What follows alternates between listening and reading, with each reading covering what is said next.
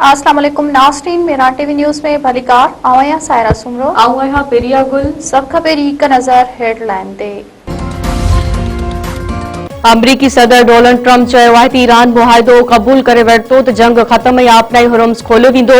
जेकॾहिं ईरान मुआहिदो क़बूल न कयो त पहिरीं खां वधीक शदीद बमबारी थींदी। पंहिंजे सोशल मीडिया बयान में सदर ट्रंप चयो आहे त जेकॾहिं ईरान उन मुआहिदे खे तस्लीम करे वठे थो जंहिं ते इतफ़ाक़ थी चुको आहे त पोइ उहो वॾो जेकॾहिं हूंदो पोइ ऑपरेशन एपिक फेबरी ख़त्म थी वेंदी ऐं इंतहाई असराइती नाकाबंदी खां पोइ आपनई हुरम सभिनी लाइ ख़ासि तौर ईरान लाइ खोलियो वेंदो। जेकॾहिं ईरान मुआहिदे ते इतफ़ाक़ न कयो त बमबारी ॿीहर शुरू थींदी ऐं बदकिस्मती सां उन जी शिदत ऐं सतह पहिरीं खां वधीक हूंदी। ईरानी परॾी वज़ारत अमरीका तरफ़ां तजवीज़ूं मिलण जी तस्दीक़ करे छॾी। ईरानी परॾी वज़ारत जे तर्जुमान चयो आहे त अमरीका जे 14 नुकाती अमन तजवीज़नि जो जाइज़ो वठी रहिया आहियूं। पासदाराने इनक़लाब चयो आहे त अमरीका धमकियूं ॾियणु बंदि करे त आपनाई हुरम्स खां महफ़ूज़ राहदारी मुमकिन थींदी। नए तरीक़ेकार सां आपनाई हुरम्स जो तहफ़ुज़ यकीनी बणायो वेंदो। सदर आसिफ अली ज़रदारी 11 मई ते क़ौमी असेंबली जो इजलास तलब करे वरितो। क़ौमी असेंबली जो इजलास 11 मई ते शाम 5 वॻे पार्लियामेंट हाउस में थींदो। सदर आसिफ अली ज़रदारी आर्टिकल 54 जे शिक 1 के तहत क़ौमी असेंबली जो इजलास तलब कयो। अमरीका ईरान मुआहिदे जे वेझो पहुची विया। ईंदड़ 48 कलाकनि में वॾी अघ भराई जो इम्कान।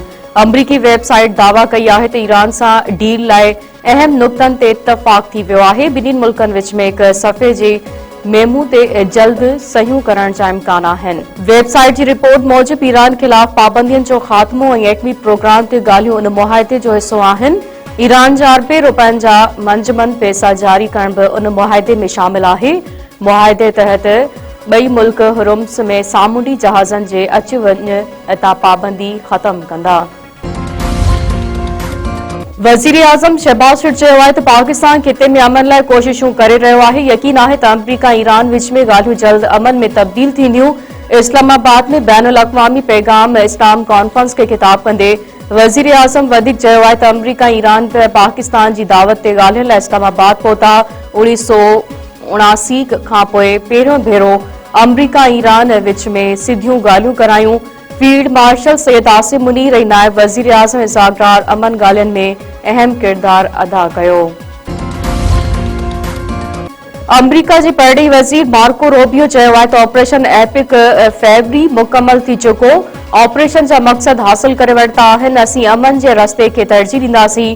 पंहिंजे बयान में मार्को रोबियो वधीक चयो आहे त सदर ट्रंप मुआहिदो चाहे थो पर अञा ताईं ईरान इहो रस्तो अख़्तियार नाहे कयो।